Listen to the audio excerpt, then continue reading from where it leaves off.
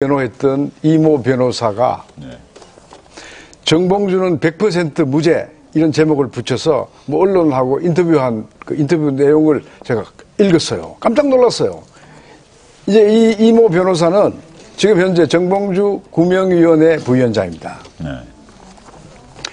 이제 검찰하고 노무현 전 대통령을 대비를 해서 이제 그 정봉주 전 의원을 변호하면서 이렇게 말했더라고요.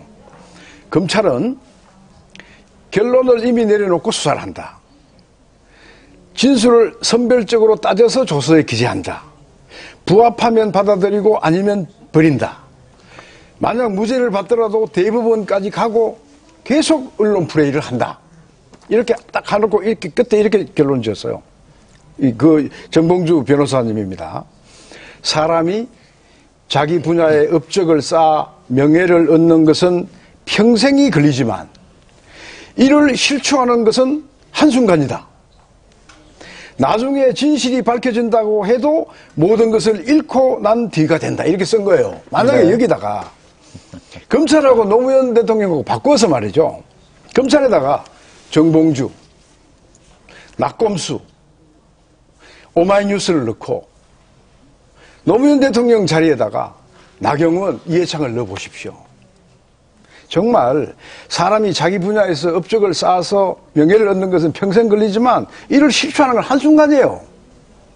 또 선거라는 짧은 기간 중에 나중에 진실이 밝혀진다고 해도 모든 것을 잃고 난 뒤에는 뭐가 되겠습니까? 이분이 자기가 한 얘기예요. 그래서 내가 이렇게 다시 찾아봤어요. 그러면 그동안 여당 보수 진영에서만 이렇게 당했느냐? 아니더라고. 우리 세대 전 의원도 잘 아시는 정청래 전 의원 계시죠? 네. 그분이 선거운동 기간 중에 뭐 학교 선생님을 잘라버리겠다고 이런 소리를 했다고 막 난리가 났어요. 네. 온라인, 오프라인에. 특정 언론이 집중 보도를 했죠. 예. 집중 보도를 해서 그 선거 지난번 허위예요. 그럼 떨어졌어요. 우리가 입장 바꿔놓고 생각해야 됩니다. 그리고 무엇보다도 한국의 지금 SNS, 모바일, 인터넷 수준을 생각해야 돼요. 그리고 이것은 문명의 이기로 발전시켜야 됩니다. 이런 것을 우리 선거판에서도 받아들여야 돼요. 그러기 위해서는 최소한의 법적, 제도적 장치와 함께 가야 되는 거예요. 그러기 위해서 나경원법이 필요하다는 겁니다. 그런데 김학재 의원님. 제가 좀 말씀을 드릴게요. 우선 두 분 의원님, 우리 주성영 의원님 말씀에 대해서 먼저 반론을 제기를 합니다. 지금 이 주 의원님 말씀은 우리나라 역대 선거에서 허위사실 유포가 많았다. 그래서 결정적인 일이 많았죠. 그게 처벌의 필요성이 크다 이런 말씀인데 물론 부분적으로는 동의를 합니다. 그러나 그럼에도 불구하고 공직선거에서 공직 후보자에 대해서 의혹을 제기하는 것은 이건 유권자의 권리이고 또 선거 제도가 갖는 당연한 겁니다. 그 의혹 제기는. 허위사실에 대해서는 안 되죠. 이게 지금 민주주의거든요. 그래서 물론 역대 선거에서 허위사실 유포가 많았다고 해서 그러면은 국민의 의혹 제기 그런 기본적인 권리를 제약을 해야 되느냐. 이건 별개의 문제라고 생각합니다. 그래서 우리가 구덕이 무서워서 장 못 단 거냐 그런 이야기가 있거든요.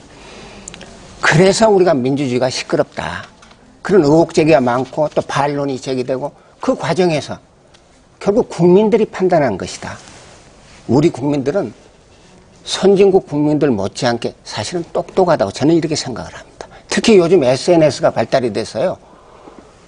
정말로 어떤 허위사실이 유포됐다 하더라도 금방 거기에 대해서 또 반론이 제기되고 그러면 국민들이 금방 쉽게 판단을 하거든요. 그러니까 우리 국민을 믿는 게 좋겠다. 반드시 처벌 위주로 가는 것은 정근대적이다.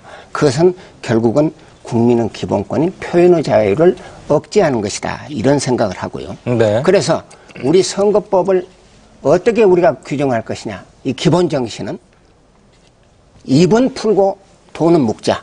돈 선거는 막되 자유롭게 의사개진을 할 수 있도록 하자. 이게 기본 정신이거든요. 그런 점을 강조를 드리고요. 두 번째, 우리 차기환 변호사님 좀 이명박